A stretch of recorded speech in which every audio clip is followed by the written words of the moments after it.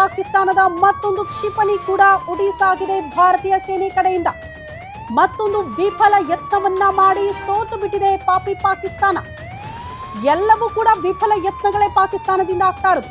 ಪಾಕ್ ಕ್ಷಿಪಣಿಯನ್ನ ಸದ್ಯ ಭಾರತೀಯ ಸೇನೆ ಹೊಡೆದು ಹಾಕಿದೆ. ಹರಿಯಾಣದ ಸಿರ್ಸಾದಲ್ಲಿ ಕ್ಷಿಪಣಿಯ ಅವಶೇಷ ಸದ್ಯ ಪತ್ತೆಯಾಗಿದೆ. ನಿನ್ನೆ ರಾತ್ರಿ ಕ್ಷಿಪಣಿ ದಾಳಿ ಮಾಡಿತ್ತು ಪಾಕಿಸ್ತಾನ. ಆ ಕ್ಷಿಪಣಿಯ ಅವಶೇಷಗಳು ಸದ್ಯ ಅಲ್ಲಲ್ಲಿ ಪತ್ತೆಯಾಗ್ತಾ ಇದೆ, ಅದು ಕೂಡ ಭಾರತದ ನೆಲದಲ್ಲಿ. ಕಾರಣ ಭಾರತೀಯ ಸೇನೆ ಅದೆಲ್ಲವನ್ನ ಕೂಡ ಹೊಡೆದು ಹಾಕಿದೆ.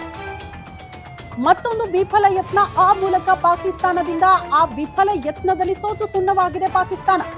ಪಾಕ್ ಕ್ಷಿಪಣಿಯನ್ನ ಭಾರತೀಯ ಸೇನೆ ಹೊಡೆದು ಹಾಕಿರುವ ಪರಿಣಾಮ ಅದರ ಅವಶೇಷ ಸದ್ಯ ಹರಿಯಾಣದ ಸಿರ್ಸಾದಲ್ಲಿ ಪತ್ತೆಯಾಗಿದೆ ಅನ್ನೋದ್ರ ಡೀಟೇಲ್ಸ್ ಇದೆ.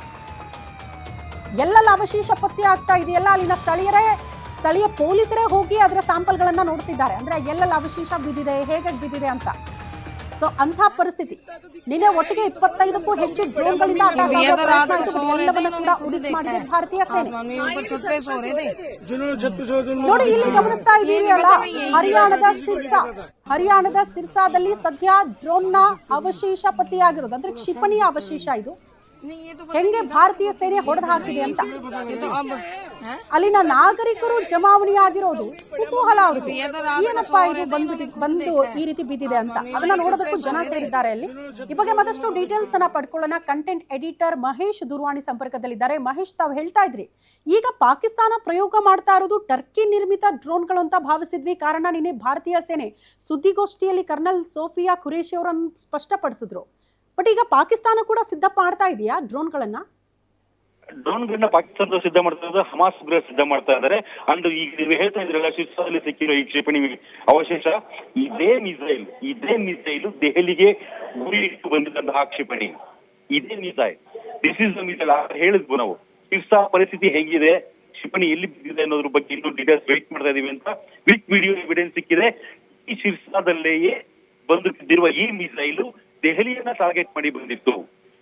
ದೆಹಲಿಯಿಂದ ಒಂದು ಮೋರ್ ದನ್ 100, ಆಲ್ಮೋಸ್ಟ್ ಒಂದು 100 ಕಿಲೋಮೀಟರ್ಸ್ ದೂರದಲ್ಲಿ ಶಿರ್ಸಾ ಅನ್ನೋ ಗ್ರಾಮ ಬರುತ್ತೆ. ಆ ಗ್ರಾಮದ ಒಂದು ಜನರ ಇಲ್ಲದ ಪ್ರದೇಶದಲ್ಲಿ ಈ ಮಿಸೈಲ್ ಬಿದ್ದಿದೆ. ಈ ಮಿಸೈಲ್ ಬೈ ಮಿಸ್ ಆಗಿದ್ದಿದ್ರೆ, ಅಂದ್ರೆ ಯಾವುದೇ ಕ್ಷಿಪಣಿ ಏನಾದ್ರು ಏರ್ ಡಿಫೆನ್ಸ್ ಸಿಸ್ಟಮ್ ಒಂದು ಸ್ವಲ್ಪ ಮಿಸ್ ಆಗಿದ್ರು ಕೂಡ ದೆಹಲಿಯನ್ನ ಧ್ವಂಸ ಮಾಡ್ತಾ ಇತ್ತು. ದೆಹಲಿ ಯಾವುದೋ ಒಂದು ಪ್ರದೇಶಕ್ಕೆ ಈ ಕ್ಷಿಪಣಿ ಮಿಸೈಲ್ ಅಟ್ಯಾಕ್ ಮಾಡ್ತಾ ಇತ್ತು. ಈ ಕ್ಷಿಪಣಿಯನ್ನ ಈಗ ಶಿರ್ಸಾದಿಂದ ಸಿಕ್ಕಿರೋ ಮಿಸೈಲ್ ಇದೆ. ಇದು ಫತಾಹ್ ಅನ್ನೋ ಕ್ಷಿಪಣಿ, ಪಾಕಿಸ್ತಾನದ ಸ್ಟ್ರಾಂಗ್ ಇದರಲ್ಲಿ ಒಂದು ಟಾಪ್ 10 ಅಲ್ಲಿ ಬರುವಂತಹ ಕ್ಷಿಪಣಿ ಇದು. ಈ ಕ್ಷಿಪಣಿಯನ್ನೇ ಹೊಡೆದಾಕಿರೋದು. ಈಗ ಸಿಕ್ಕಿರೋದು ದೆಹಲಿಯನ್ನ ಟಾರ್ಗೆಟ್ ಮಾಡಿದ್ದ ಕ್ಷಿಪಣಿ. ದೆಹಲಿಯನ್ನ ಟಾರ್ಗೆಟ್ ಮಾಡೋದು ಇಸ್ ನಾಟ್ ಬಿಗ್, ಇದು ಒಂದು ಸಣ್ಣ ಡೆವಲಪ್ಮೆಂಟ್ ಅಂತ ಪರಿಗಣಿಸೋಕ್ಕಾಗಲ್ಲ.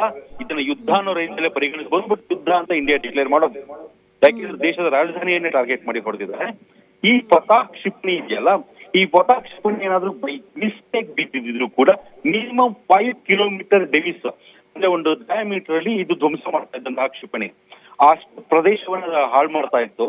ಆ ಕ್ಷಿಪಣಿಯನ್ನ 100 ಕಿಲೋಮೀಟರ್ ದೂರದಲ್ಲಿ Indian missile system, Indian air defence system ಹೊಡೆದಾಕಿದೆ. ಅದಕ್ಕೆ ನಾವು ಏರ್ ಡಿಫೆನ್ಸ್ ಸಿಸ್ಟಮ್ಗೆ ಮತ್ತು ಆಕಾಶ ಸಿಸ್ಟಮ್ಗೆ ಮತ್ತು ಬೆಂಗಳೂರಿನ ಏರ್ ಡಿಫೆನ್ಸ್ ಸಿಸ್ಟಮ್ಗೆ DRDOದವರಿಗೆ ಎಷ್ಟು ಥ್ಯಾಂಕ್ಸ್ ಹೇಳಿದ್ರು ಸಾಕು. ಶ್ರುತಿ, ಓಕೆ ಮಹೇಶ್, ಧನ್ಯವಾದಗಳು ತಮ್ಮೆಲ್ಲ ಮಾಹಿತಿಗೆ.